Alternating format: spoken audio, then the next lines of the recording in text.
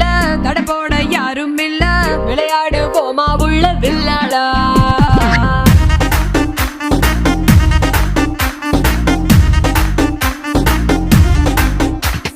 மைதானம் தேவையில்ல அம்பை